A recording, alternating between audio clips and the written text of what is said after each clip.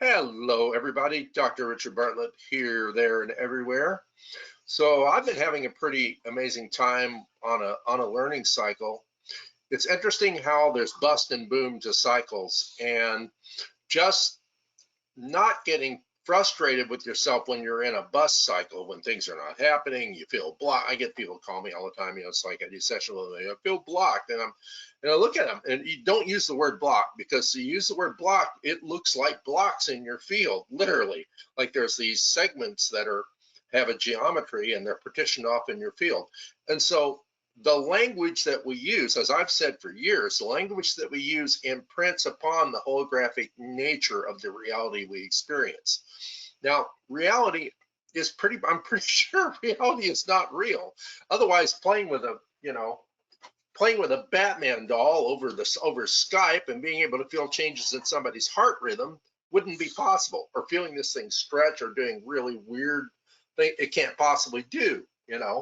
Maybe taking drugs in the 60s and playing in rock and roll bands had something to do with it, but probably not at this point.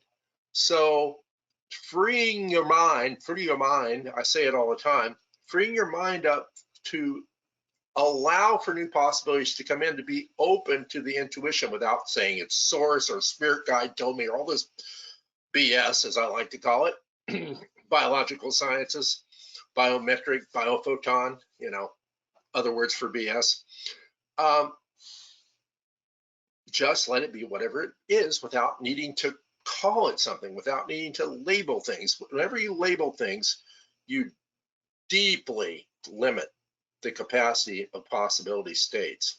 I was reading a book, a very good book by David Icke. I think it's his newest book, where he's talking about how the senses are like virtual reality. It's like a virtual reality headset, and you're decoding information that is basically field-based information that comes in, and this is neuroscience, that comes in as light patterns. Those are then decoded in the nervous system as electrical impulses in the brain, and then the five senses, based upon habit, interpret what you're perceiving. But your perceptions are very limited to what you believe you can perceive.